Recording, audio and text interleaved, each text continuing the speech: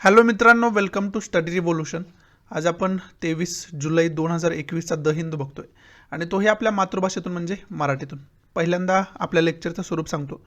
पहिल्यांदा आपण news discuss करण्याचा प्रयत्न करतो, ज्या न्यूज आपल्या एक्झामच्या दृष्टीतून महत्त्वाच्या असतात त्या, आणि त्यानंतर जे काही महत्त्वाचे एडिटोरियल न्यूजपेपर आलेले आहेत, ज्याला आपण आर्टिकलसुद्धा म्हणतो, ते आपण मराठीमधून व्यवस्थितरित्या डिस्कस करण्याचा प्रयत्न करतो. चला तर मग 23 जुलै 2021चा द हिंदू आपल्याला काय सांगतोय बघूया. पहिली महत्त्वाची न्यूज कोणती आहे ती बघूया. So let start. आपली पहिली न्यूज आहे रिलेटेड टू टोकियो ऑलिम्पिक्स. याच्या अगोदर आपण याचा मॅप वगैरे बघितला. जपानमध्ये जे टोकियो शहर असतं तिथं ऑलिम्पिक होत असते आणि खरं तर ही मानली जाते 27वी ऑलिम्पिक गेम मानली जाते. मग त्याच्यामध्ये विशेष करून मेडलविषयी बोलले गेले. जे ऑलिम्पिकमध्ये मेडल मिळणार आहे ना, त्याचं फॉर्मेशन कसं केलं जाणार आहे. त्याच्यामध्ये विशेष करून इलेक्ट्रिकल वेस्टेज जास्त, इलेक्ट्रिकल टाकाऊ पदार्थ जे असतात ना, त्याच्यापासून यावेळेसचं मेडल असेल ते बनवलेलं असेल असं ऑलिम्पिक समितीनं कुठंतरी जाहीर केलेलं आपल्याला पाहाव्यास मिळते.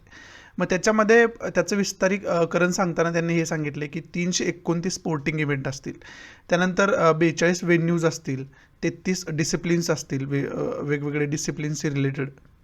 त्यानंतर ॲथलेट्स तिथे येणार आहेत ना, त्यांची संख्या आहे 11,200 आणि त्यामध्ये इंडियन आहेत 120. असं त्याच्यामध्ये विस्तारीकरण केलेलं आपल्याला पाहाव्यास मिळतं. याच्यामध्ये विशेष इन्फॉर्मेशन आपण कधी बघायचे, ज्यावेळेस ऑलिम्पिक संपत आहेत त्यावेळेस. त्यानंतर आपल्याला खरं तर करणार आहे जगातील कोणत्या कंट्रीला जास्तीत जास्त मेडल, गोल्ड मेडल किती मिळालेले आहेत, ब्रॉन्झ किती मिळाले आहेत, सिल्वर किती मिळालेत, आणि त्याच्यामध्ये मग इंडियाला गोल्ड किती मिळाले आहेत, सिल्वर किती मिळालेत, ब्रॉन्झ किती मिळाले. आणि त्याच्यामध्ये खोलात जाऊन जर विचार करायचा झाला तर इंडियामध्ये गोल्ड कोणत्या गेममध्ये मिळाले, सिल्वर कोणत्या गेममध्ये मिळाले आणि ब्रॉन्झ कोणत्या गेममध्ये मिळाले, हे आपल्याला सर्व इन्फॉर्मेशन असणं ही पहिला की पॉईंट आपला या न्यूजमधून आहे. आणि दुसरा की पॉईंट आपला काय तर ऑलिम्पिक ज्या सुरू झालेत ना, त्या कधीपासून सुरू झालेत आणि पहिलं मेडल त्याच्यामध्ये गोल्ड पहिलं आपल्याला कशामध्ये मिळालं आहे, सिल्वर कशामध्ये मिळालं आहे आणि ब्रॉन्झ कशामध्ये मिळालं, याची डिटेल इन्फॉर्मेशन आपण कुठंतरी काढून ठेवणं गरजेचं होऊन बसतं या न्यूजच्या अंतर्गत. तिसरा महत्त्वाचा की पॉईंट आहे इंडियापासून जपानचं लोकेशन कुठं आहे. इथं तुम्ही मॅपवर बघू शकता. इंडियाच्या जर नॉर्थ ईस्टला गेलं ना तर इथं जपान आपल्याला पाहाव्यास मिळतं आणि त्या जपानमध्येच टोकियो महत्त्वाचं शहर आहे आणि तिथं ऑलिम्पिक यावेळेसच्या होताना आपल्याला पाहाव्यास मिळतं. त्यामुळं लोकेशनसुद्धा आपल्याला असणं, माहिती असणं कुठंतरी गरजेचं होऊन बसतं. दुसरी न्यूज आहे ती पार्लमेंट्स रिलेटेड न्यूज आहे. पुन्हा एकदा आपण बघितलं की सभागृह विस्कळीत झालेलं दिसलं आपल्याला. दोन महत्त्वाचे मुद्दे आता जास्त न्यूजमध्ये आहेत आणि जास्त कॉन्ट्रावर्सियल मानले जात आहेत. पहिलं तर फार्म बिल्स रिलेटेड प्रोटेस्ट चालू गेल्या 9 महिन्यापासून आपण बघतोय. आणि दुसरं महत्त्वाचं काय, आत्ताच जस्ट न्यूजमध्ये आलेला इश्यू आहे पेगासस स्पायवेअरचा. मग पेगाससचा कशा पद्धतीनं चुकीचा वापर होतोय याच्याविषयी सांगणारं मी वेगळं लेक्चर बनवलं आहे. त्याच्यामध्ये डिस्क्रिप्शन बॉक्समध्ये लिंकसुद्धा मी दिली आहे की कशा पद्धतीनं पेगासस स्पायवेअरचा उपयोग आपल्या देशामध्ये केला गेला. आणि त्याच्याशी रिलेटेड ॲम्नेस्टी इंटरनॅशनलनं त्याच्याशी रिलेटेड रिपोर्ट दिला होता आणि त्याच्यामध्ये जवळजवळ 300 महत्त्वाच्या पर्सनॅलिटीज आहेत इंडियातल्या, त्यांचे मोबाईल या पेगासस स्पायवेअरच्या अंतर्गत हॅक केले गेले होते. द वायर नावाचा रिपोर्ट आला होता. मग तो रिपोर्टसुद्धा खरं तर आपल्याला माहिती असणं गरजेचं आहे. मग पहिल्यांदा याच्याविषयी फार्म बिलविषयी बोललं गेले. फार्म बिलविषयी मग विरोधी पक्षानं प्रोटेस्ट पार्लमेंटमध्ये केलेलं आपल्याला पाहाव्यास मिळालं. त्यामुळं कामकाज विस्कळीत झालं. ते आपल्यासाठी इम्पॉर्टंट नाही. आपल्यासाठी इम्पॉर्टंट बिटवीन द लाईन आहे की याच्यामधून आपल्याला घ्यायचं काय. तर पहिला महत्त्वाचा फार्म बिल काय आहे. खरं तर आता तो फार्म ॲक्ट आहे, कारण त्याचं ॲक्टमध्ये रूपांतर झालं आहे. त्यामुळे फार्म ॲक्टमध्ये काय काय महत्त्वाचे रूल्स आहेत आणि ते जर तुम्हाला डिटेलमध्ये माहिती असेल तर त्याच्यावर काय कॉन्ट्रावर्सी चालू आहे, नेमकं शेतकऱ्यांचा विरोध कशाला आहे, हे तुम्हाला कळणं सोपं होऊन बसेल. तो महत्त्वाचा पहिला पॉईंट. दुसरा महत्त्वाचा आपला काय पॉईंट आहे तर पेगासस स्पायवेअरविषयी डिटेल माहिती आपल्याला असणं कुठंतरी गरजेचं होऊन बसतं या न्यूजच्या अंतर्गत. आणि ते डिटेल इन्फॉर्मेशन बनवणार वेगळे व्हिडिओ मी ऑलरेडी बनवून ठेवले. आणि पेगाससविषयी डिटेल थोडक्यात तुम्हाला सांगायचं झालं ना तर इस्रायल बेस्ड NSO ग्रुप नावाची एक कंपनी, त्या कंपनीनं पेगासस स्पायवेअर बनवलं आहे. आणि त्यांचं असं मत आहे की पेगासस स्पायवेअर बनवण्याच्या पाठीमागं ऑर्गनाइज्ड क्राईम रोखणं आणि टेररिस्ट ॲक्टिव्हिटी रोखणं हा आमचा उद्देश होता, ना की कोणत्याही प्रकारे त्याचा चुकीचा वापर करण्यासाठी कोणत्याही गव्हर्नमेंटला ते विकणं. आणि त्याच्यासाठीच मग रिलेटेड आता काय झालं, हा कॉन्ट्रावर्शियल जगामध्ये मुद्दा जास्त झाल्यामुळं ॲम्नेस्टी इंटरनॅशनल उचलून धरल्यामुळं हा मुद्दा त्यांनी इस्रायल गव्हर्नमेंटने कमिटी नेमली आहे NSO ग्रुपशी रिलेटेड ती कमिटी असेल आणि त्या कमिटीचं कार्य काय असेल तर पॅगासस स्पायवेअरचा चुकीचा उपयोग झाला आहे का नाही याच्याविषयी रिपोर्ट देणं ते या कमिटीचं कार्य असेल असं इस्रायल गव्हर्नमेंटनं आत्ताच जाहीर केलं आपल्याला पाहाव्यास मिळेल. मग याच्या अंतर्गत 2 महत्त्वाचे की पॉईंट काय निघत आहेत तर फार्म बिलविषयी डिटेल इन्फॉर्मेशन आपल्याला असायला पाहिजे. दुसरं पॅगासस स्पायवेअरविषयी डिटेल इन्फॉर्मेशन आपल्याला असणं कुठंतरी गरजेचं आहे. तिसरा महत्त्वाचा पॉईंट काय तर इस्रायल इंडिया रिलेशनशिप इंटरनॅशनल रिलेशनच्या दृष्टीतून आपण बघून ठेवणं गरजेचं आहे. आणि चौथा महत्त्वाचा पॉईंट काय तर इस्रायलचं लोकेशन इंडियापासून कुठं आहे हे सुद्धा आपण बघून ठेवणं गरजेचं आहे, जे की आपण आता बघणार आहोत.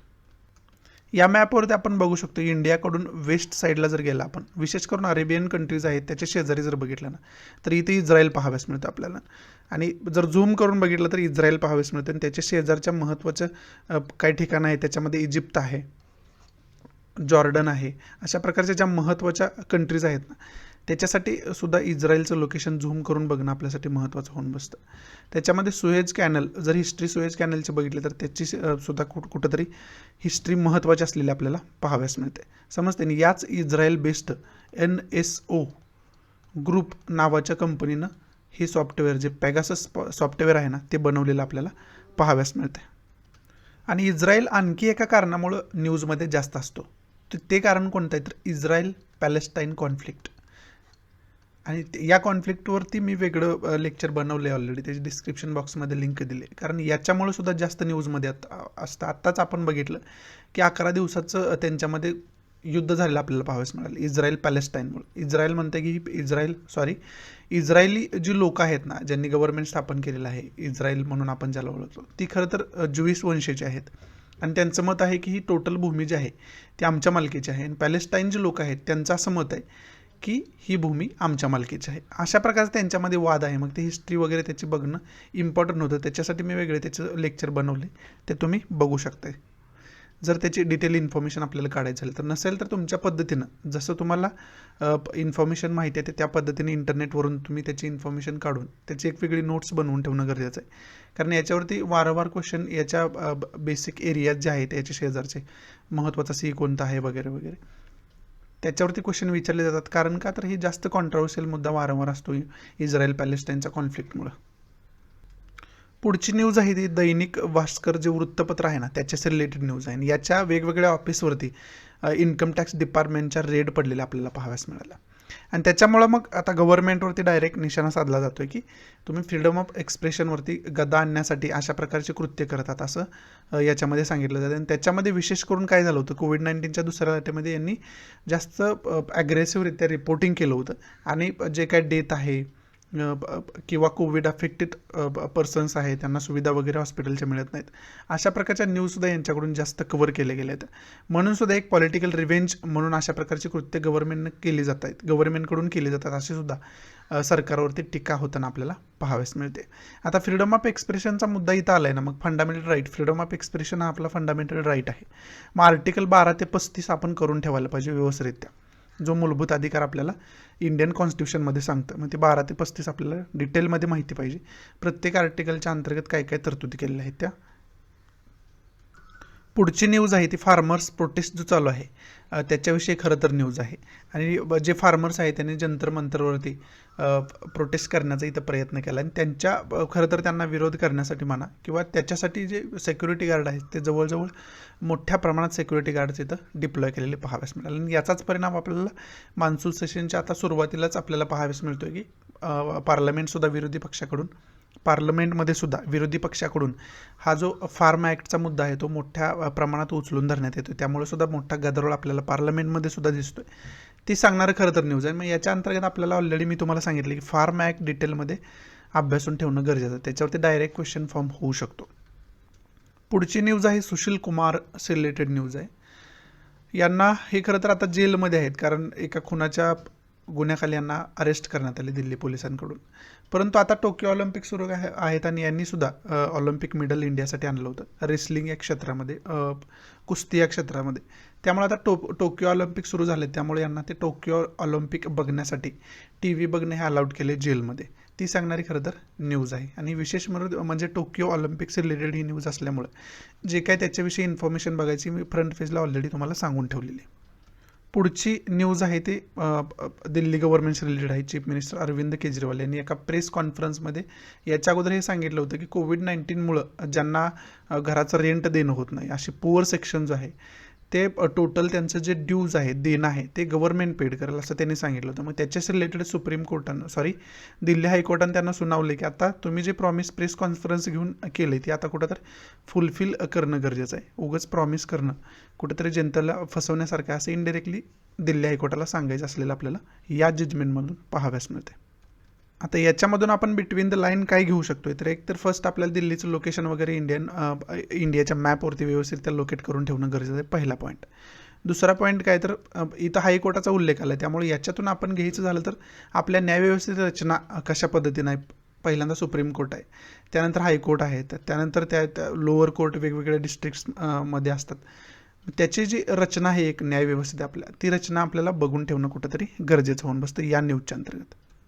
पुढची न्यूज आहे अफगाणिस्तानशी खरं तर रिलेटेड. अफगाणिस्तानचे जे पाकिस्तानमधले राजदूत आहेत त्यांच्या मुलीचं अपहरण खरं तर 5 तासांसाठी करण्यात आलं होतं. त्याच्यामध्ये कुठंतरी पाकिस्तानचा हात असलेला पाहाव्यास मिळतोय, म्हणजे पाकिस्तानचे हाय ऑफिशियल्स त्याच्यामध्ये इन्व्हॉल्व्ह होते अशा प्रकारचं स्टेटमेंट दिलेलं आपल्याला पाहाव्यास मिळते. त्याच्याशी रिलेटेड जे राजदूत आहेत ते आहेत नजीबुल्ला अली खिल त्यांचं हे नाव आहे. त्यांची 26 वर्षाची मुलगी जी आहे त्याचं अपहरण झालं होतं आणि त्याच्यामध्ये ते जे कृत्य केले गेले ते अफगाणिस्तानमध्ये जे पॉलिटिक्स चालू आहे ना, अफगाणिस्तानमध्ये तालिबान आणि अफगाणिस्तान गव्हर्नमेंटमध्ये जे काही युद्ध चालू आहे त्याच्यावरून ते कृत्य झालं आहे असं कुठंतरी जगातून वेगवेगळ्या मीडियांच्या माध्यमातून हे सांगितलं जाते.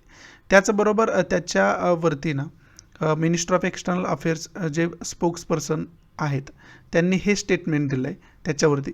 दिस इन्व्हॉल्व्स 2 अदर कंट्रीज. मग त्याच्यामध्ये 2 अदर्स कंट्रीज आहेत, म्हणजे त्याच्यामध्ये त्यांना असं म्हणायचं होतं की त्याच्यामध्ये पाकिस्तानमधले सुद्धा काही जण इन्व्हॉल्व आहेत आणि त्याचबरोबर अफगाणिस्तानमधले सुद्धा काही हाय ऑफिशियल्स इन्व्हॉल्व आहेत असं त्यांना याच्यामध्ये सांगायचं होतं. आणि त्याचबरोबर त्यांना पाकिस्तानला उद्देशून सुद्धा हे सांगितलं की पाकिस्तान जे आहे या प्रकरणामध्ये इंडियाला इन्व्हॉल्व करू पाहत आहे मुद्दाम होऊन, ते त्यांची कूटनीती असावी असं त्यांनी सांगितले. परंतु अशा प्रकारच्या कृत्यामुळं पाकिस्तान आणखी त्याचा जो दर्जा आहे तो खालचा होणार आहे असं त्यांनी या स्टेटमेंटमध्ये सांगितलेलं आपल्याला पाहाव्यास मिळतं.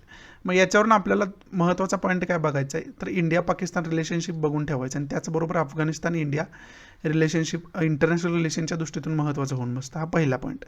दुसरा महत्त्वाचा पॉईंट काय आहे तर तिथे इंटरनल पॉलिटिक्स काय चालू आहे अफगाणिस्तानमध्ये. तालिबान जी टेररिस्ट ऑर्गनायझेशन आहे आणि अफगाणिस्तान यांच्यामध्ये मोठ्या प्रमाणात क्लॅश तिथं चालू असलेला पाहाव्यास मिळतो आणि त्याच्यामध्ये कुठंतरी तालिबान ऑर्गनायझेशन जी आहे ती वर्चस्व त्याचं प्रस्थापित करताना आपल्याला पाहाव्यास मिळते. मग त्यांचं ते इंटरनल जे काही चालू आहे त्याची डिटेल इन्फॉर्मेशन आपल्याला माहिती असणं गरजेचं आहे. दुसरी न्यूज आहे ती आहे मालदीवचे जे फॉरेन मिनिस्टर आहेत ते इंडियाला आज फ्रायडे ला व्हिजिट करणार आहेत इंडियाला आणि त्याच्यामध्ये त्यांची प्राईम मिनिस्टर आणि आपले जे फॉरेन अफेअर मिनिस्टर आहेत एस जयशंकर यांच्यासोबत मीटिंग होणार आहे आणि त्याच्यामुळं इंडिया आणि मालदीवचे इथून पुढचे संबंध कशा प्रकारचे असतील, त्याच्यामध्ये काय बातचीत होईल याच्यावरून त्या मीटिंगला खूप खरं तर इम्पॉर्टंट आलेलं आपल्याला पाहाव्यास मिळते समजते. आणि विशेष म्हणजे युनायटेड नेशन जनरल असेंब्लीचे प्रेसिडेंट म्हणून त्यांची निवड झाली आहे आणि ती आता सप्टेंबरमध्ये ती असेंब्लीची मिटिंग होणार आहे, त्यामुळे सुद्धा हे कुठंतरी महत्त्वाचं मानलं जाते. मग याच्यामुळं पहिला की पॉईंट आपला काहीतरी इंडिया मालदीव रिलेशनशिप बघून ठेवणं. दुसरा महत्त्वाचा युनायटेड नेशनचा इथं उल्लेख आला आहे, मग युनायटेड नेशनविषयी विकिपीडियावरून डिटेल इन्फॉर्मेशन आपण बघून ठेवणं गरजेचं आहे, जे की आपण आता बघणार आहोत. आणि तिसरा महत्त्वाचा की पॉईंट काय आहे तर मालदीवचं लोकेशन इंडियापासून कुठं आहे ते सुद्धा आपण बघून ठेवणं गरजेचं होऊन बसतं या न्यूजच्या अंतर्गत. ही आपण विकिपीडियाच्या माध्यमातून बेसिक इन्फॉर्मेशन याची बघू शकतोय की त्याच्यामध्ये खरं तर याचा उद्देश काय आहे तर पीस डेव्हलप करणं, म्हणजे शांती, जगामध्ये शांती प्रस्थापित करण्यासाठी खरं तर युनायटेड नेशन कार्य करताना आपल्याला पाहाव्यास मिळते समजते. जवळजवळ 195 कंट्रींचा समूह असलेला पाहाव्यास मिळते. ही खरं तर इंटर गव्हर्नमेंटल ऑर्गनायझेशन आहे. याचा फाउंडर कोण आहे इथं बघितलं तर अर्जेंटिना हा फाउंडर आहे. फाउंडेशन कधी झालं गेलं, याचा पाया कधी घातला गेला तर 24 ऑक्टोबर 1945ला याची स्थापना झाली आपल्याला पाहाव्यास मिळते. 24 ऑक्टोबर 1945 समजते. इंडिया इथं मॅपमध्ये तुम्ही बघू शकता, इंडियापासून आपण जर साऊथला गेलो तर या ठिकाणी आपल्याला मालदीव पाहायला मिळतं समजते तुम्हाला. मध्ये इकडं श्रीलंका कंट्री दिसते, इथं लक्षद्वीप सी आहे, इकडं अरेबियन सी आहे, इथं बे ऑफ बेंगॉल आहे समजते ना, याच्या अगोदर आपण बघितलं होतं इस्रायलचे लोकेशन जे इथं आहे, समजते तुम्हाला. त्याचबरोबर जपानचं सुद्धा लोकेशन आपण बघून ठेवले ऑलरेडी. पुढची न्यूज आहे ती लॉ मिनिस्टर जे आपले आहेत किरण रिजिजू यांच्याशी रिलेटेड न्यूज आहे. त्यांनी त्यांच्या स्टेटमेंटमध्ये हे सांगितलं की जवळजवळ कॉलेजियमनं 80 नावं सुचवली होती, 80 नावं सुचवली होती वेगवेगळ्या प्रकारच्या जजच्या नेमणूकसाठी. त्याच्यातली 45 जी नावं आहेत त्यांचं अपॉइंटमेंट केली गेली, त्यांची अपॉइंटमेंट केली गेली जजमध्ये आणि जज म्हणून. आणि राहिलेले जे आहेत ना त्यांची अपॉइंटमेंट ही प्रोसेसिंगमध्ये आहे. प्रोसेस ती पूर्ण झाल्यानंतर कदाचित त्यांचीसुद्धा अपॉइंटमेंट होऊ शकते. मग याच्यामधून आपण महत्त्वाचा एकमेव की पॉईंट काय घ्यायचा तर जजची नियुक्ती कशा पद्धतीने होत असते. त्याच्यामध्ये सुप्रीम कोर्टचे जे जज असतात त्यांची नियुक्ती कशी होत असते, अपॉइंटमेंट कशी होत असते, हायकोर्टचे जज असतात त्यांची अपॉइंटमेंट कशी होत असते, आणि लोअर कोर्टचे जे जज असतात वेगवेगळे त्यांची अपॉइंटमेंट कशा पद्धतीने होत असते, हा पहिला की पॉईंट. आणि त्याचबरोबर आपण हे पण बघू शकतो की कॉलेजियम काय आहे, जी जज अपॉइंटमेंट करत असते ना, जजची अपॉइंटमेंट करत असते ते कॉलेजियम असते. कॉलेजियम म्हणजे एक बॉडी असते आणि ती बॉडी कशा पद्धतीने असते, त्याच्यामध्ये कोण कोण मेंबर असतात, त्यांची अपॉइंटमेंट कशा पद्धतीने केली जाते, क्रायटेरिया वगैरे काय आहे, सर्व डिटेलमध्ये आपण बघून ठेवणं गरजेचं आहे. आणि दुसऱ्या दोन जर न्यूज बघितल्या ही छत्तीसगडची रिलेटेड आहे आणि त्याच्यामध्ये इस्रायली फर्म जे आहे NSO ग्रुप याच्या विरोधात खरं तर इन्क्वायरी केली जावी अशी मागणी केली जाते. ही पेगाससशी रिलेटेड खरं तर न्यूज आहे. आणि दुसरी पण न्यूज आहे ती सुप्रीम कोर्टामध्ये पिटिशन दाखल केले पेगासस स्पायवेअरचं इन्क्वायरी SIT कडून व्हावी अशी त्या पिटिशनमध्ये सुप्रीम कोर्ट स्पेशल इन्व्हेस्टिगेशन टीमकडून इन्व्हेस्टिगेशन त्याच्यामध्ये व्हावी, इन्क्वायरी व्हावी, चौकशी व्हावी अशी मागणी त्या पिटिशनमध्ये केलेली आपल्याला पाहाव्यास मिळते. मग आता या न्यूजच्या अंतर्गत ऑलरेडी मी सांगितले काय काय बघायचं. पेगाससविषयी डिटेल इन्फॉर्मेशन आपल्याला असायला पाहिजे, ते वेगळं लेक्चर पण बनवलेलं आहे, त्यामुळं याच्यामध्ये विशेष आणखी काही सांगण्यासारखं नाही आहे. पुढच्या ज्या दोन न्यूज आहेत ना, ही पण न्यूज जर बघितले तुम्ही आणि ह्या न्यूजचा जरी विचार केला तर दोन्ही न्यूजमध्ये ऑर्फन चिल्ड्रनविषयी बोललं जाते. म्हणजे कोविड-19मुळे जी मुलं अनाथ झालेत ना त्यांच्याविषयी बोललं जाते. मग आता या न्यूजमध्ये काय दिलं हे इम्पॉर्टंट आपल्यासाठी नाही, तर या न्यूजमधून काय घ्यायचं आहे हे आपल्यासाठी इम्पॉर्टंट आहे. त्याच्यामध्ये पहिला आपला की पॉईंट काय आहे तर अनाथ मुलांसाठीच्या ज्या स्कीम आहेत आत्तापर्यंतच्या सेंट्रल गव्हर्नमेंटनं जाहीर केलेल्या, सेंट्रल गव्हर्नमेंटकडून फॉर्म केलेल्या, त्या स्कीम कोणकोणत्या आहेत त्याची डिटेल इन्फॉर्मेशन आपल्याला असणं गरजेचं आहे. हा पहिला पॉईंट. दुसरा महत्त्वाचा पॉईंट काय तर कोविड-19 आल्यानंतर, कोविड-19 आल्यापासून जे कोविड-19मुळं जी मुलं ऑर्फन झालेले आहेत, अनाथ झालेले आहेत ना, त्या मुलांसाठी सेंट्रल गव्हर्नमेंटनं किंवा वेगवेगळ्या स्टेट गव्हर्नमेंटनं वेगवेगळ्या ठिकाणी कोणकोणत्या स्कीम फॉर्म केलेल्या आहेत. स्टेट गव्हर्नमेंटच्या वेगवेगळ्या स्कीम कोणकोणत्या आहेत आणि सेंट्रल गव्हर्नमेंटनं वेगवेगळ्या स्कीम कोणकोणत्या जाहीर केलेल्या आहेत. त्या सर्व स्कीम्सविषयी डिटेल इन्फॉर्मेशन आपल्याकडे असणं गरजेचं आहे. त्याच्यावरती डायरेक्ट क्वेश्चन फॉर्म होऊ शकतो प्रीलासुद्धा.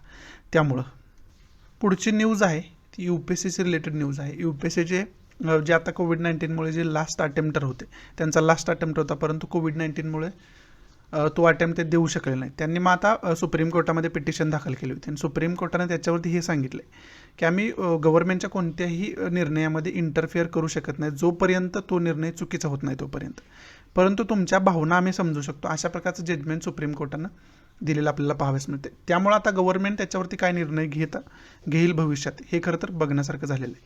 त्यामुळं ही न्यूज आपल्यासाठी महत्त्वाची आहे. याच्यातून एकमेव की पॉईंट आपण घेऊ शकतो, UPSC जी बॉडी आहे ना, UPSC कंडक्ट करणार जे पोर्टल आहे, बॉडी आहे, त्याची स्थापना कशा पद्धतीनं झालेली आहे, घटनात्मकता त्याची काय आहे, घटनेच्या दृष्टीतून आपण कॉन्स्टिट्यूशनच्या दृष्टीतून त्याच्या तरतुदी वगैरे आपण बघून ठेवणं कुठेतरी गरजेचं होऊन बसतं या न्यूजच्या अंतर्गत.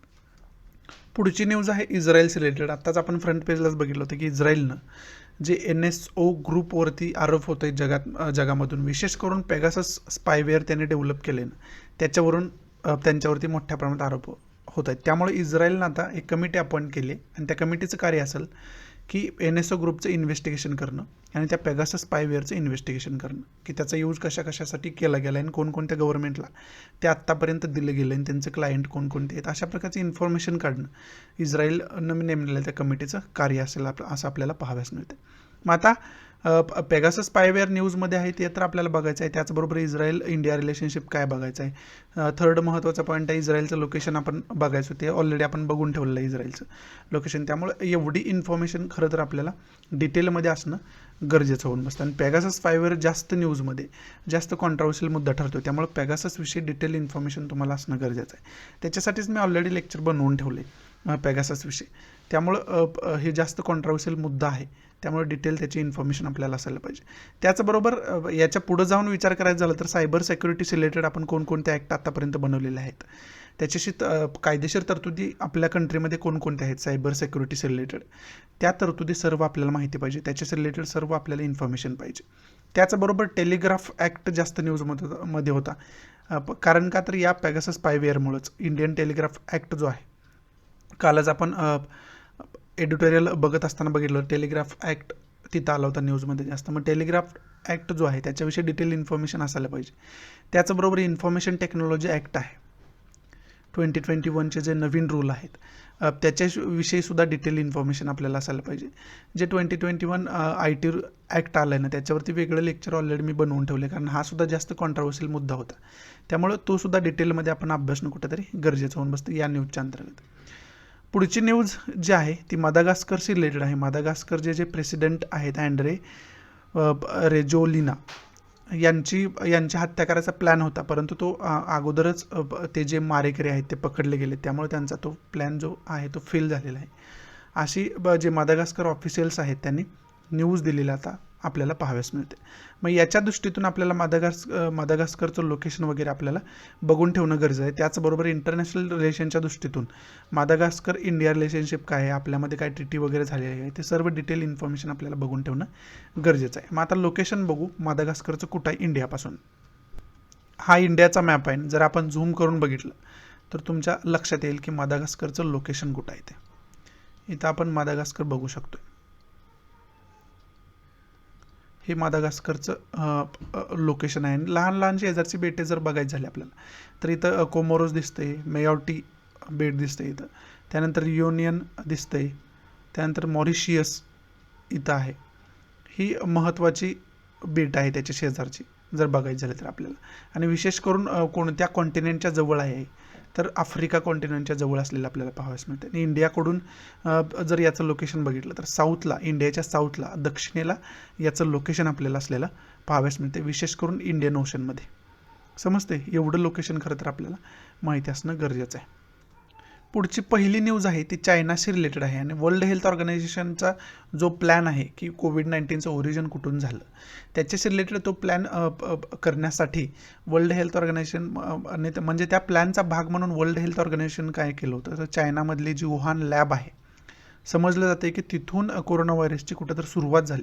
त्या लॅबचं इन्व्हेस्टिगेशन करण्यासाठी चायनाला प्रपोजल पाठवलं होतं, परंतु ते प्रपोजल जे आहे ते चायनानं रिजेक्ट केलेलं आपल्याला पाहावयास मिळतं. आणि त्यांनी सांगितलं की हे डिसरिस्पेक्ट आहे चायनाचा आणि सायन्सचा ॲरोगन्स आहे वर्ल्ड हेल्थ ऑर्गनायझेशनचा, असं त्यांनी सांगितलेलं पाहावयास मिळतं. मग आपला की पॉईंट काय तर वर्ल्ड हेल्थ ऑर्गनायझेशनविषयी डिटेल इन्फॉर्मेशन आपण विकिपीडियाच्या माध्यमातून बघून ठेवायला पाहिजे, जे की आपण ते बघणार आहोत डिटेलमध्ये काय आहे. हा पहिला पॉईंट. दुसरा पॉईंट काय आहे तर चायनासोबत इंडियाचं रिलेशनशिप कशा पद्धतीचं आहे हे इंटरनॅशनल रिलेशनच्या दृष्टीतून आपण बघून ठेवणं गरजेचं होऊन बसतं. आता वर्ल्ड हेल्थ ऑर्गनायझेशनविषयी डिटेल इन्फॉर्मेशन म्हणजे थोडक्यात इन्फॉर्मेशन आपण विकिपीडियाच्या माध्यमातून बघूया. ही आपण थोडक्यात इन्फॉर्मेशन आणि त्याचं लोकेशन म्हणजे हेडक्वार्टर जिनिवामध्ये आहे तर ते जिनिवाचं इंडियापासूनचं लोकेशन. इथे इंडिया आहे आणि वेस्टला तुम्ही गेला तर इथं जिनोवा पाहायला मिळते आपल्याला. ही लोकेशन आहे. वर्ल्ड हेल्थ ऑर्गनायझेशन जिनोवामध्येच हेडक्वार्टर असलेलं पाहावयास मिळतं इथं आपल्याला. स्वित्झर्लंड जिनोवा इथे हेडक्वार्टर दिलं आहे आपल्याला. आणि फाउंडेशन कधी घातलं गेलं, याचा पाया कधी घातला गेला आहे तर 7 एप्रिल 1948ला याची स्थापना झालेली आपल्याला पाहावयास मिळते. फाउंडर ब्रॉक चेसॉम हे फाउंडर आहेत त्याचे. आणि जर याचं एम बघितलं ना, जर ध्येय काय आहे हे जर आपल्याला विचारलं तर आपण म्हणू शकतो की इंटरनॅशनल पब्लिक हेल्थ, आंतरराष्ट्रीय रित्या लोकांची स्वास्थ्य सांभाळणं, स्वास्थ्याचं रिलेटेड डिसिजन घेणं आंतरराष्ट्रीय लेवलला, हे कार्य खरं तर वर्ल्ड हेल्थ ऑर्गनायझेशनचं असलेलं आपल्याला पाहावयास मिळतं. समजते तुम्हाला? एवढी इन्फॉर्मेशन आपण विकिपीडियावरून बघू शकतो आणि लोकेशनसुद्धा त्याचं बघणं कुठंतरी महत्त्वाचं होतं, त्यामुळे लोकेशन पण दाखवण्याचा प्रयत्न केला आहे मी. पुढची न्यूज आहे दलाई लामांशी रिलेटेड न्यूज आहे. द वायर हा रिपोर्ट आला होता ना, द वायर नावाचा रिपोर्ट आला होता आणि त्याच्यापासूनच पेगासस व्हायरसचा जी न्यूज आहे ती जगभर पसरली आणि त्याच्यामुळे कॉन्ट्रोवर्सी खूप निर्माण झालेली पाहावयास मिळते. मग त्या द वायर प्रोजेक्टमध्ये हे सुद्धा सांगितलं, रिपोर्टमध्ये हे सुद्धा सांगितलं की दलाई लामा ही जी पर्सनॅलिटी आहे ही सुद्धा पेगासस स्पायवेअरच्या रडारवरती आहे, महत्त्वाची पर्सनॅलिटी मानली जाते. आणि त्यांचासुद्धा जो डिव्हाइस आहे तो पेगासस स्पायवेअरच्या माध्यमातून हॅक करायचा प्रयत्न कुठंतरी केला जाऊ शकतो, असं द वायर रिपोर्टमध्ये सांगितलं आपल्याला पाहावयास मिळते. म्हणून तर हे न्यूजमध्ये जास्त आहे. मग आता पहिला की पॉईंट काय आहे तर दलाई लामा ही पर्सनॅलिटी खूप महत्त्वाची मानली जाते जगामध्ये, त्यामुळे यांच्याविषयी डिटेल इन्फॉर्मेशन आपल्याला कुठंतरी असणं गरजेचं आहे. आणि दुसरं मी ऑलरेडी सांगितले की पेगासस स्पायवेअरविषयी डिटेल इन्फॉर्मेशन आपल्याला असायला पाहिजे. आणि मला माहिती आहे हे जास्त दिवस अजून न्यूजमध्ये राहणार आहे, त्यामुळे पेगाससविषयी डिटेल इन्फॉर्मेशन सांगणार मी वेगळं लेक्चर बनवलं आहे ऑलरेडी, हे मी ऑलरेडी तुम्हाला सांगितलं आहे आणि त्याची डिस्क्रिप्शन बॉक्समध्ये लिंक आहे. त्याच्याविषयी डिटेल इन्फॉर्मेशन देणारे एकाच ठिकाणी लेक्चर बनवले, त्यामुळे तुम्ही ते लेक्चर बघा. नसेल तर पेगाससविषयी तुम्हाला जो सोर्स आवडतो आहे त्या सोर्सच्या माध्यमातून तुम्ही पेगाससविषयी डिटेल इन्फॉर्मेशन काढून ठेवणं गरजेचं आहे. कारण पेगाससविषयी तुम्हाला इन्फॉर्मेशन असायलाच पाहिजे. पेगासस स्पायवेअर नेमकं काय आहे, त्याचं डेव्हलपमेंट कशाच्या उद्देशाने झाले वगैरे वगैरे सर्व इन्फॉर्मेशन आपल्याला असायला पाहिजे. ही सांगणारी खरं तर ही न्यूज आहे. याच्यामधून हे की पॉईंट आपण घेऊ शकतो. पुढची न्यूज आहे ती USA काय केलं आहे, एअर स्ट्राईक केलेत अफगाणिस्तान गव्हर्नमेंटच्या सपोर्टमध्ये. म्हणजे तालिबान जे आहे तिथं वर्चस्व प्रस्थापित करण्याचा प्रयत्न करते, मोठ्या प्रमाणात हिंसा करत आहे तिथं. मग त्याच्याशी रिलेटेड USA काय केलं आहे तर एअर स्ट्राईक केलं त्या तालिबानना विरोध करण्यासाठी अफगाणिस्तान गव्हर्नमेंटच्या सपोर्टमध्ये. ती सांगणारी खरं तर न्यूज आहे. आणि त्याच्याशी रिलेटेड मग आपल्याला की पॉईंट काय घ्यायचे आहेत. एक तर पहिली गोष्ट अफगाणिस्तानचं लोकेशन व्यवस्थितरित्या बघून ठेवणं आपल्याला गरजेचं होऊन बसतं, ही पहिली गोष्ट. दुसरी गोष्ट काय तर अफगाणिस्तान आणि USA सोबत आपलं इंडियाचं रिलेशनशिप कशा पद्धतीचं आहे ते आपल्याला सर्व इन्फॉर्मेशन आपण काढून ठेवणं कुठेतरी गरजेचं होऊन बसतं. आणि तिसरा की पॉईंट जसा की मी तुम्हाला सांगितलं की अफगाणिस्तानमध्ये इंटरनल काय सिच्युएशन चालू आहे, त्याची हिस्ट्री काय आहे, मग तालिबान का विरोध करत आहे, हिंसा का मोठ्या प्रमाणात करत आहे, त्याची जी एक हिस्ट्री आहे तो सर्व अभ्यास आपण करून ठेवणं कुठेतरी या न्यूजच्या अंतर्गत गरजेचं होऊन बसतं. समजते तुम्हाला? मग याच्या अंतर्गत आपण आता काय करायचं आहे तर अफगाणिस्तानचं लोकेशन बघून ठेवा व्यवस्थितरित्या नेमकं काय आहे ते. हा अफगाणिस्तानशी रिलेटेड खरं तर मॅप आहे. इथं आपण बघू शकतो अफगाणिस्तान. आणि जर त्याच्या शेजारील कंट्रींचा विचार केला तर त्याच्यामध्ये बाउंड्रीलाईन टच करणारे कंट्री जे आहेत त्याच्यामध्ये इंडिया आहे, त्याच्यामध्ये चायना आहे. चायनाची इंडियाची बाउंड्री या क्षेत्रामध्ये टच करत असताना आपल्याला पाहावयास मिळते. त्याच्यामध्ये त्यानंतर पाकिस्तान आहे, इराक आहे, तुर्कमेनिस्तान आहे, उझबेकिस्तान आहे, ताजिकिस्तान आहे. एवढ्या कंट्री ज्या आहेत त्या अफगाणिस्तानला स्वतःची बाउंड्री टच करत असताना आपल्याला पाहाव्यास मिळतात. त्याच्याबरोबर इतर महत्त्वाच्या टॉपोग्राफीज जर तिथल्या बघितला तर इथं वर बघितलं आपण नॉर्थला तर बाल्कश लेक आहे, बाल्कशचा सरोवर म्हणतात त्याला. त्यानंतर अरल सी आहे छोटासा, इथं बघू शकता तुम्ही. त्याचबरोबर इकडं कॅस्पियन सी पाहाव्यास मिळतं आपल्याला. त्याचबरोबर इथं गुल्फ ऑफ ओमान पाहाव्यास मिळते साऊथला जर तुम्ही अफगाणिस्तानच्या आला तर. आणि त्यानंतर इथं अरेबियन सी आहे ते आपण बघू शकतो इथं. समजते तुम्हाला? एवढं खरं तर लोकेशन आपल्याला माहिती असणं गरजेचं आहे.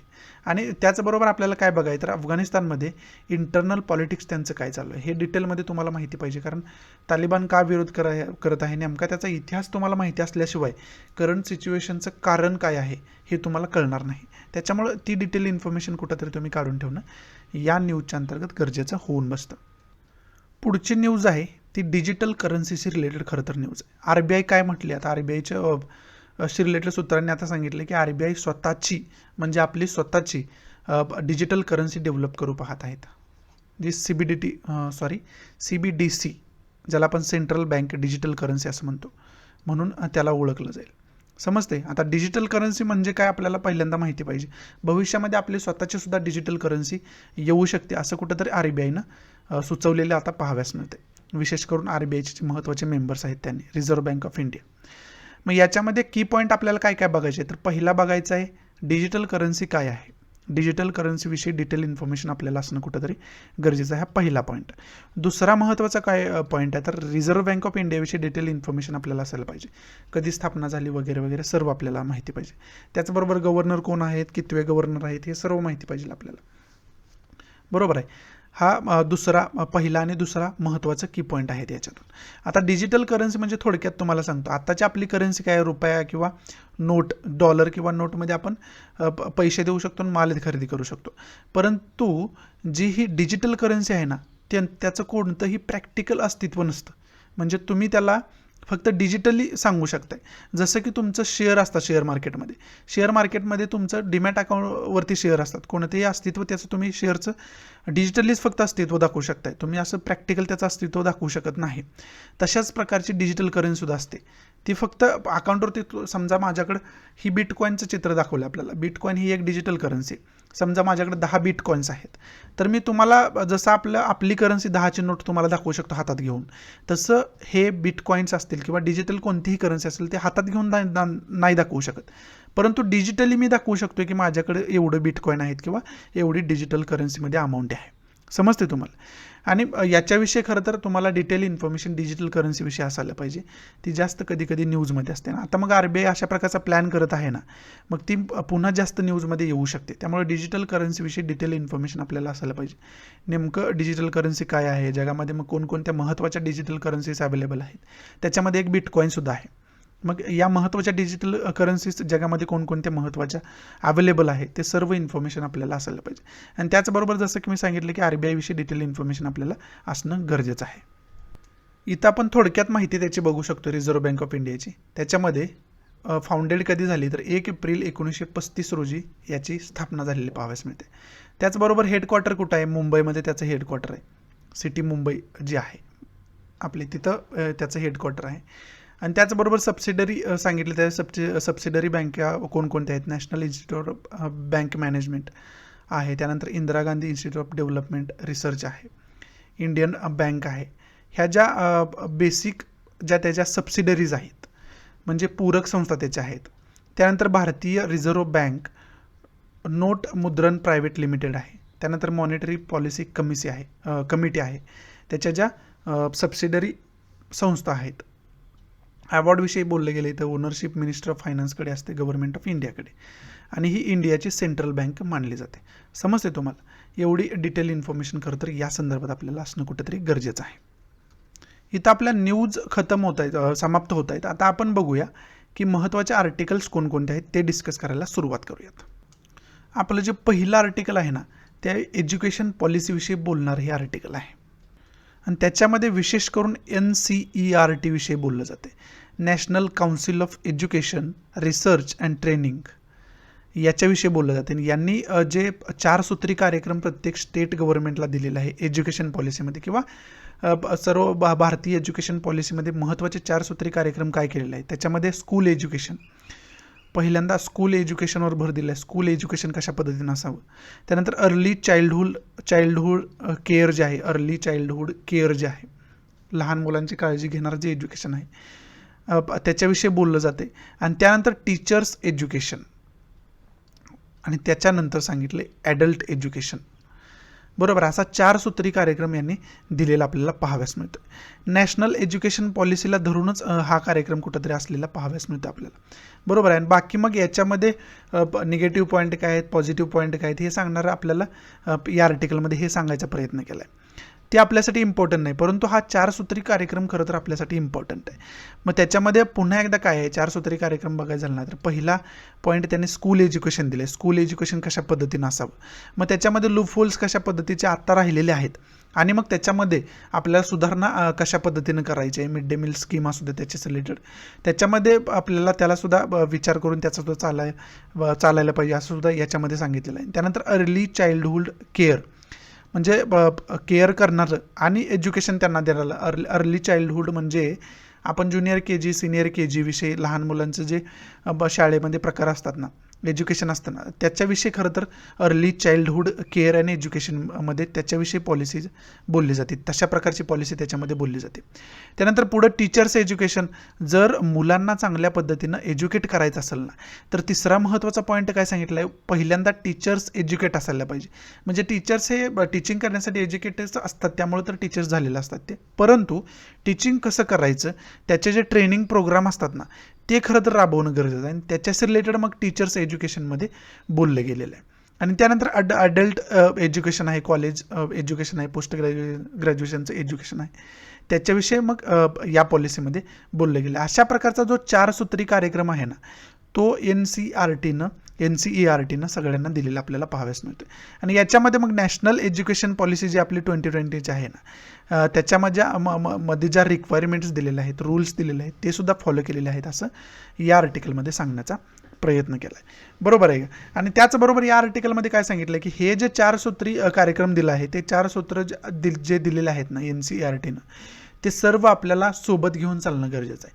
कोणत्याही एका क्षेत्रात तुम्ही जास्त कार्य करताय आणि एका क्षेत्रात कमी कार्य करताय तर मग आपलं जे एज्युकेशन ध्येय आहे, शैक्षणिक ध्येय आहे ते कुठंतरी साध्य होणार नाही असं या आर्टिकलमध्ये सांगण्याचा प्रयत्न केलेला आपल्याला पाहाव्यास मिळतो. मग आता याच्यातून आपल्याला पहिला की पॉईंट काय बघायचा तर NCERT विषयी डिटेल इन्फॉर्मेशन आपल्याला बघायची. तर NCERT जी UPSसाठी आपण बेसिक बुक्स वापरतोय ना ती त्या NCERT विषयी इथं बोललं जाते. मग national council of educational research and training institute आहे ना त्याच्याविषयी म्हणजे NCERT विषयी डिटेल इन्फॉर्मेशन आपल्याला असायला पाहिजे, हा पहिला की पॉईंट. दुसरा की पॉईंट मी आता 4 सूत्री कार्यक्रम वगैरे त्यांचा सांगितलं त्याची डिटेल इन्फॉर्मेशन आपल्याला असायला पाहिजे. आणि तिसरा महत्त्वाचा की पॉईंट काय तर एज्युकेशनल पॉलिसी 2020ची काय आहे त्याच्यामध्ये एज्युकेशन रिलेटेड काय काय प्रोव्हिजन्स केलेले आहेत ती डिटेल इन्फॉर्मेशन आपल्याकडे असणं गरजेचं आहे. आणि चौथा की पॉईंट काय तर आपली शैक्षणिक रचना काय आहे ही आपल्याला माहिती पाहिजे. म्हणजे स्कूल एज्युकेशन आहे, कॉलेज एज्युकेशन आहे, त्यानंतर कॉलेजनंतरचं पुढचं उच्च शिक्षण आहे, ही जी रचना आपल्या शिक्षण व्यवस्थेमध्ये केलेली आहे ना ती रचना थोडक्यात आपल्याला माहिती पाहिजे. ती मी तुम्हाला एका फिगरच्या माध्यमातून दाखवतो म्हणजे तुमच्या व्यवस्थित लक्षात येईल नेमकी रचना आपली एज्युकेशन पॉलिसीतली काय आहे ती. ह्या फिगरच्या माध्यमातून आपण बघू शकतो की आपली जी पॉलिसी आहे एज्युकेशनल पॉलिसी ती पॉलिसी कशा पद्धतीची आहे. मग त्याच्यामध्ये हायरार्की काय दिली, रचना कशा पद्धतीने दिली आपल्या शिक्षण व्यवस्थेत. पहिल्यांदा प्री नर्सरी असते, नर्सरीमध्ये जायच्या अगोदर जे मुलांना शिक्षण दिलं जातं थोडं बहुत ते प्री नर्सरी आहे. त्याचबरोबर त्यानंतर असतं किंडर गार्डन, त्याच्यामध्ये LKG UKG शिक्षण असतं. बरोबर आहे. आणि त्यानंतर पुढे येतं ते बेसिक एज्युकेशन येतं. बेसिक एज्युकेशन कधीपर्यंत तर पहिल्या जे 10वीपर्यंतचं एज्युकेशन असतं ना त्याला आपण बेसिक एज्युकेशन म्हणतो. त्यामध्ये पहिलं 5 वर्षाचं एज्युकेशन आहे त्याला प्रायमरी एज्युकेशन म्हणतात. 5 वर्षाचं पहिलं एज्युकेशन म्हणजे 5वीपर्यंत तुम्ही जाताय ना तोपर्यंत तुम्ही आहात प्रायमरी एज्युकेशन घेत आहात म्हणायचं. 5वी नंतरची जी पुढची 3 वर्ष असतात म्हणजे 8वीपर्यंतची पुढची 3 वर्ष असतात ना 5वी नंतरची त्याला आपण अप्पर प्रायमरी एज्युकेशन म्हणतो. बरोबर आहे. त्याला उच्च माध्यमिक शिक्षण सुद्धा म्हणू शकतो आपण मराठीमध्ये. आणि प्रायमरी एज्युकेशनला प्राथमिक शिक्षण आपण म्हणू शकतो मराठीमधून. आणि त्यानंतर हायस्कूल जे उच्च माध्यमिक शिक्षण आहे ते. बरोबर आहे. आणि हे जे अप्पर प्रायमरी आहे ना त्याला आपण उच्च प्राथमिक शिक्षण म्हणू शकतो. उच्च माध्यमिक शिक्षण मी चुकून सांगितलं तुम्हाला, उच्च प्राथमिक शिक्षण म्हणू शकतो. आणि हे जे प्रायमरी एज्युकेशन आहे त्याला फक्त प्रायमरी एज्युकेशन म्हणू शकतो. बरोबर आहे. आता 8वीपर्यंत तुम्ही 5वी नंतर 8वीपर्यंत जाताना त्याला अप्पर प्रायमरी एज्युकेशन म्हणतात. आणि 8वीपासून पुढचे 2 वर्ष म्हणजे 8वीपासून 10वीपर्यंत तुम्ही जाताय ना त्याला आपण हायस्कूल म्हणतो, म्हणजे माध्यमिक शिक्षण त्याला आपण म्हणू शकतो. बरोबर आहे. त्यानंतर परत त्याच्या पुढची 2 वर्ष आहेत ती म्हणजे कुठं 10वी ते 12वीपर्यंतची जी तुमची 2 वर्ष आहेत ना त्याला आपण हायर सेकंडरी म्हणू शकतो. बरोबर आहे. त्याला उच्च माध्यमिक शिक्षणसुद्धा म्हणू शकतो आपण, हायर सेकंडरी एज्युकेशन म्हणू शकतो त्याला. आणि त्यानंतर कॉलेजची तिथनं पुढची जी 3 वर्ष आहेत म्हणजे 12वी ते ग्रॅज्युएशनपर्यंतची 15वीपर्यंतची त्याला आपण कॉलेज एज्युकेशन म्हणू शकतो. त्याला आपण काय म्हणू शकतो, कॉलेज एज्युकेशन म्हणू शकतो. आणि त्यानंतर ग्रॅज्युएशन नंतरचं जे शिक्षण असतं ना ते तुमचं हायर लेवलचं शिक्षण असतं त्याला उच्च शिक्षण आपण म्हणू शकतो. समजतंय तुम्हाला. अशा प्रकारची जी हायरार्की आहे ना, अशा प्रकारची जी रचना आपल्या एज्युकेशनची आहे ती खरं तर या मॅपमधून आपण या फिगरमधून आपण समजावून घेऊ शकतो. त्याच्यासाठी फिगर बेस करून तुम्हाला मी सांगायचा प्रयत्न केला आहे. पुढचं जे आर्टिकल आहे याच्यावरती अगोदर पण आर्टिकल ऑलरेडी येऊन गेले कोऑपरेटिव्ह सोसायटीजवरती. हे ऑलरेडी आपण डिटेलमध्ये डिस्कशन केलेलं आहे. तुम्ही जर रोज रेग्युलर लेक्चर फॉलो करत असाल तर तुम्ही ते बघितलं असेल. त्याच्यावरती डिटेल आर्टिकल आलं होतं आणि आजसुद्धा एक छोटंसं त्याच्यावरती आर्टिकल आलेलं आहे. म्हणून तुम्हाला एक बेसिक इन्फॉर्मेशन या आर्टिकलची सांगतो, म्हणजे पुन्हा एकदा तुमची रिव्हिजन होईल. याच्यामध्ये खरं तर पहिल्यापासून कोऑपरेशन सोसायटीचा जो मुद्दा आहे तो कधी कॉन्ट्रोवर्शियल झाला आहे, तर सेंट्रल गव्हर्नमेंटनं नवीन मिनिस्ट्रीची स्थापना केली, कॉपरेशन मिनिस्ट्री, की जी अगोदर कॉपरेशन मिनिस्ट्री सेंट्रल गव्हर्नमेंटमध्ये स्थापन केलेली नव्हती. बरोबर आहे. मग आता तुम्ही म्हणाल ही कॉन्ट्रोवर्शियल मुद्दा व्हायचं कारण काय, तर कॉपरेशन कारण हे आहे की कॉपरेशन जो सब्जेक्ट आहे तो स्टेट लिस्टमध्ये येतो. स्टेट लिस्ट, आता लिस्टविषयी बोलायचं झालं तर 3 प्रकारच्या लिस्ट आपल्या घटनेमध्ये आहेत. भारतीय राज्यघटनेमध्ये 3 प्रकारच्या लिस्टची तरतूद केलेली आहेत. एक तर राज्यसूची, त्याला स्टेट लिस्ट आपण म्हणतो. दुसरी आहे युनियन लिस्ट, ज्याला आपण केंद्र सूचीसुद्धा म्हणतो. आणि तिसरी जी आहे ती कन्करंट लिस्ट आहे, त्याला आपण समवर्ती सूची मराठीमध्ये म्हणतो. अशा प्रकारच्या 3 सूच्या आहेत आणि त्या 3 सूचीमध्ये वेगवेगळे विषय दिलेले आहेत. आणि त्या वेगवेगळ्या, आता स्टेट लिस्टमध्ये म्हणजे राज्यसूचीमध्ये जे सब्जेक्ट दिलेले आहे ना त्याच्यावरती कायदा करण्याचा किंवा नियम बनवण्याचा अधिकार कोणाला आहे, तर राज्य सरकारला या ऑब्वियस आहे. त्याचबरोबर युनियन लिस्टमध्ये जे सब्जेक्ट दिलेले आहेत, केंद्र सूचीमध्ये जे सब्जेक्ट दिलेले आहेत ना त्याच्यावरती कायदा करण्याचा अधिकार कोणाला आहे, तर युनियन गव्हर्नमेंटला आहे. आणि जे समवर्ती सूची, त्याला कन्करंट लिस्ट आपण म्हणतो, त्याच्यामध्ये जे सब्जेक्ट दिलेले आहेत, विषय दिलेले आहेत, त्याच्यावरती कायदा करण्याचा अधिकार, नियम बनवण्याचा अधिकार दोन्ही गव्हर्नमेंटला आहे. स्टेट गव्हर्नमेंटला पण आहे आणि युनियन गव्हर्नमेंटला पण आहे, सेंट्रल गव्हर्नमेंटला पण आहे. त्यामुळे त्याला समवर्ती सूची म्हणतात, दोघांना कायदा करण्याचा अधिकार असणारी सूची. समजते तुम्हाला? अशा प्रकारे 3 सूचीज आहेत. मग आता कॉपरेशनचा जो सब्जेक्ट आहे तो सब्जेक्ट आहे स्टेट लिस्टमध्ये, स्टेट म्हणजे राज्य सूचीमध्ये. म्हणजे ऑब्वियस आहे काय आहे, तर राज्य सरकारला त्याच्यावरती कायदा नियम करण्याचा अधिकार आहे. बरोबर आहे. परंतु मग आता काय झालंय, तर कॉपरेशन मिनिस्ट्री सेंट्रल गव्हर्नमेंटनं बनवली आहे, सेंट्रल कॅबिनेटमध्ये. मग आता ऑब्वियस काय होणार, तर कॉपरेशन सब्जेक्टवरती फायनल अधिकार कोणाकडे गेला, तर कॉपरेशन मिनिस्ट्रीकडे गेला. म्हणजेच अनेक स्टेटचं असं मत आहे की स्टेट सब्जेक्ट जो आहे, राज्यसूचीतला जो विषय आहे त्याच्यावरती सेंट्रल गव्हर्नमेंट स्वतःचा अधिकार प्रस्थापित करण्याचा प्रयत्न करत आहे, असं मत आहे. आणि त्याच्याविषयी मग सुप्रीम कोर्टानं काय सांगितलं की 97वी जी घटना दुरुस्ती आहे ती अनकॉन्स्टिट्युशनल आहे, ती कॉन्स्टिट्युशनल घटनेला धरून नाही, असं जजमेंट आता सुप्रीम कोर्टानं दिलेलं आपल्याला पाहावयास मिळेल. मग आता 97वी घटना दुरुस्ती काय आहे, तर 97वी घटना दुरुस्ती 2012 काय सांगते, तर कॉपरेशन या सब्जेक्टवरती सेंट्रल गव्हर्नमेंटला कायदा करण्याचा अधिकार आहे, असं कुठंतरी इनडिरेक्टली 97व्या घटना दुरुस्तीमध्ये सांगितलं होतं. ही घटना दुरुस्ती कधी झाली होती, 2012 झाली होती. पण त्या 57व्या घटना दुरुस्तीमध्ये काय झालं होतं हे आपल्यासाठी इम्पॉर्टंट नाही. पण 97वी घटना दुरुस्ती का डिबार केली, बार का केली सुप्रीम कोर्टावरून, तर 97वी जी घटना दुरुस्ती आहे ती रिलेटेड कोणाशी आहे, तो कॉपरेशन या सब्जेक्टशी आहे. आणि हा सब्जेक्ट कोणाचा आहे, स्टेट गव्हर्नमेंटचा आहे, राज्य सरकारचा आहे. आणि ज्यावेळेस 2012 ही जी घटना दुरुस्ती 97ची झाली होती, 97वी, त्या घटना दुरुस्तीसाठी कमीत कमी 15 राज्यांचा कन्सेंट घेणं, म्हणजे निम्म्या राज्यांचा, 15 नाही निम्म्या राज्यांचा, 1/2 जे स्टेट आहेत, एकूण स्टेटच्या संख्येच्या कमीत कमी अर्ध्या राज्यांच्या संख्येची आपल्याला ॲडवाईस घेणं गरजेचं होतं सेंट्रल गव्हर्नमेंटला 97वी घटना दुरुस्ती करत असताना. परंतु ती सेंट्रल गव्हर्नमेंटकडून घेतली गेली नाही.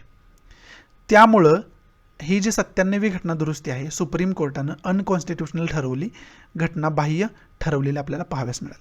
समजते तुम्हाला? त्यामुळं पुन्हा एकदा सुप्रीम कोर्टानं त्या जजमेंटमध्ये काय सांगितलं, तर हा जो सब्जेक्ट आहे टोटल स्टेटचा सब्जेक्ट आहे. त्यामुळं स्टेटचं रिकमेंडेशन घेतल्याशिवाय, राज्यांची सहमती घेतल्याशिवाय त्याच्यावरती कोणतीही घटना दुरुस्ती तुम्ही करू शकत नाही किंवा कोणताही कायदा करू शकत नाही, असं सेंट्रल गव्हर्नमेंटला सुप्रीम कोर्टानं सांगितलेलं या जजमेंटमध्ये पाहाव्यास मिळेल. बरोबर आहे. आणि 97वी घटना दुरुस्ती झाली होती ना, त्याच्यामध्ये काय केलं गेलं होतं, तर विशेष करून पार्ट 9B हा ॲड केला गेला होता. समजते तुम्हाला? 9B हा पार्ट ॲड केला गेला होता. मग या 9B मध्ये काय काय तरतुदी दिल्या आहेत, कशाचे रिलेटेड तरतुदी दिल्या आहेत, ह्या सुद्धा आपल्याला बघणं कुठंतरी गरजेचं आहे. समजते? हा सर्व मुद्दा जो आहे तो म्हणजे कॉपरेशनशी रिलेटेडचा मुद्दा जो कॉन्ट्रोवर्शियल आहे तो मी तुम्हाला थोडक्यात आता समजावून सांगितलं. आता आपल्याला बघायचं तर याच्यातून आपल्याला काय महत्त्वाचे की पॉईंट्स घ्यायचे आहेत ते बघायचे आहेत. आता याच्यातून आपल्याला की पॉईंट काय काय घ्यायचे आहेत, तर पहिला की पॉईंट तुम्हाला सांगतो. पहिला की पॉईंट आहे कॉपरेशनशी रिलेटेड जी आपल्याला स्टेट लिस्टमध्ये स्टेट राज्यसूचीमध्ये जो विषय दिला आहे कॉपरेशनचे रिलेटेड, तो डिटेल आपल्याला माहिती पाहिजे काय आहे, तो नेमकी तरतूद त्याच्यामध्ये काय गेली. हा पहिला मुद्दा. दुसरा महत्त्वाचा मुद्दा आपला काय आहे तर 97वी घटना दुरुस्ती काय आहे, तो दुसरा मुद्दा आहे. तिसरा मुद्दा आहे सुप्रीम कोर्टानं आता 97वी घटना दुरुस्ती जी आहे 2012 मध्ये झालेली, ते घटनाबाह्य ठरवले. मग ती जी केस होती ना, ती केस कोणती होती, ते कोणत्या केसचं जजमेंट आहे, ती केस कोणती होती, ती डिटेल मी अगोदर डिटेलमध्ये याच्यावरती बोलून ठेवले. त्यामुळे मुद्दा म्हणून मी आता तुम्हाला सांगत नाही ती केस कोणती होती, ते तुम्ही विशेष म्हणजे बघून ठेवा इंटरनेटवरती वगैरे जाऊन. नसेल तर आपलं प्रिव्हियस लेक्चर बघून ठेवा. कालच्या किंवा परवाच्या लेक्चरमध्ये बहुतेक मी हे डिस्कस केले. त्यामुळे डिटेलमध्ये बघून ठेवा, तिथं मी डिटेलमध्ये सांगण्याचा प्रयत्न केला. परंतु तुम्ही जर जाऊन बघितलं ना तर तुमच्या लॉंग टर्म मेमरीमध्ये जाण्यासाठी, लॉंग टर्म माइंडमध्ये तुमच्या लक्षात राहिली तुम्ही स्वतः बघितलं जाऊन. तर त्यामुळे सांगतोय. हा तिसरा पॉईंट झाला. चौथा पॉईंट काय तर 9B जो पार्ट आहे ना, तो पार्ट काय आपल्याला सांगतोय ते डिटेलमध्ये आपण बघून ठेवणं गरजेचं आहे. जो 9B पार्ट आहे तो 97व्या घटना दुरुस्तीच्या अंतर्गत आपल्या घटनेत जेवढे पार्ट आहेत त्याच्यामध्ये ॲड केलेलं आपल्याला पाहावंच मिळतं. समजतं. त्यामुळे 9B पार्ट काय सांगतोय डिटेलमध्ये आपण बघून ठेवणं गरजेचं होऊन बसतं. पाचवा की पॉईंट आपला काय आहे तर आपल्या ज्या स्टेट लिस्ट आहे, युनियन लिस्ट आहे, कन्करंट लिस्ट आहे, त्या लिस्टविषयी डिटेल माहिती पाहिजेलच आपल्याला.